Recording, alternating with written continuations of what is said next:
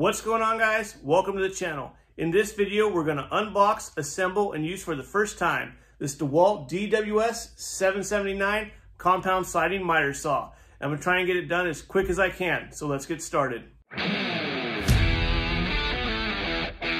The first thing we have to do is get this thing out of the box. While I'm taking this out of the box, I'm going to read you the specifications.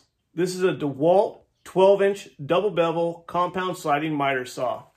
It's model number DWS779.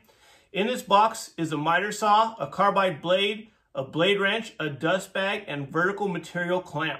It has a 3-year limited warranty, a 1 year of free service, and a 90-day money-back guarantee. It draws 15 amps. It has a 12-inch blade diameter, a no-load speed of 3,800 RPM.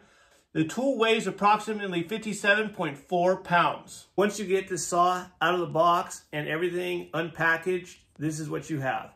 You have the saw, you have the left and the right table extensions, you have the tool to remove the blade or install the blade and tighten down or loosen up various screws on the saw itself, and then you also have the vise clamp. The first thing we're going to do is install the base extensions. They're super easy to put on. You don't even need any tools. You have a base extension, a clamp, a washer, and a wing nut on each side, and that's what holds them together. So we're going to go ahead and do that. To put those in, the first thing you have to do is get to the underside of the saw.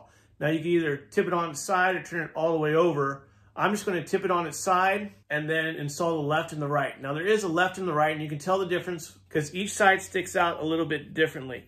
This portion right here goes to the front of the saw. The saw also comes with a wrench to change the blade. Now, it comes with a torque side, which is needed to take the screws out to loosen up the blade guard, and then it comes with the Allen wrench to actually take the nut out that holds the blade in. Now, there's a place to secure this in the back of the saw so you don't lose that. The next thing we're going to install is a vise. On this side, this is the part that goes into the saw. You can notice there's a flat spot right here.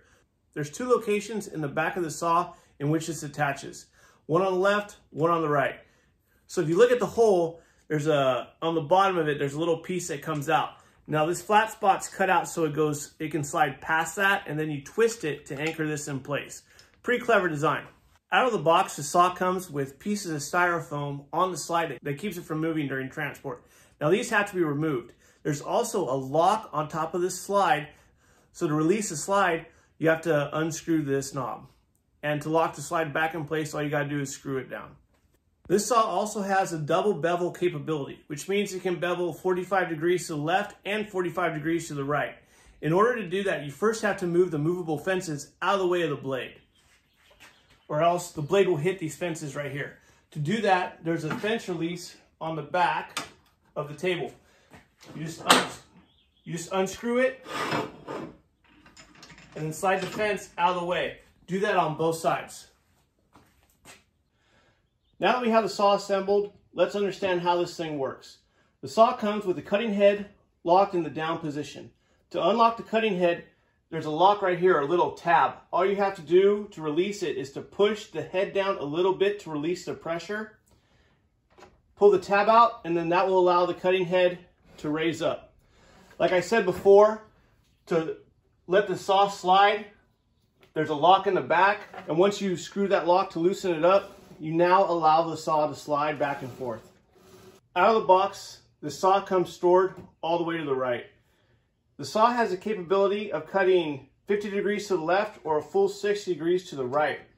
There are also these positive miter stops, which stop the saw at 45 degrees, 31.6 degrees, 22.5, 15 degrees, 0 degrees, 15 degrees, 22.5, 31.6, 45 degrees, and all the way over is 50 degrees. To lock the saw into place, all you have to do is to push down on the locking handle. To move it, all you have to do is raise up on the locking handle to unlock, and then push down on this miter detent button, and that allows the saw to twist. Now, if you want to pick an uncommon angle, All you have to do is lock the saw into place, and now it won't move. If you find out this saw is not cutting true, these tabs can be adjusted through loosening these 4 screws, and then you can move it a couple degrees to make sure your saw is cutting true to this gauge. In order to start the saw, the trigger has a locking lever or a safety right here on the trigger. You have to take your finger and move the safety up in order to press the trigger down. To miter this saw, left or right, there's a miter lock in the back of the saw. You have to loosen that, and once it's loose, the saw will be able to go to the left. To move it to the right, there's a yellow locking tab in the back.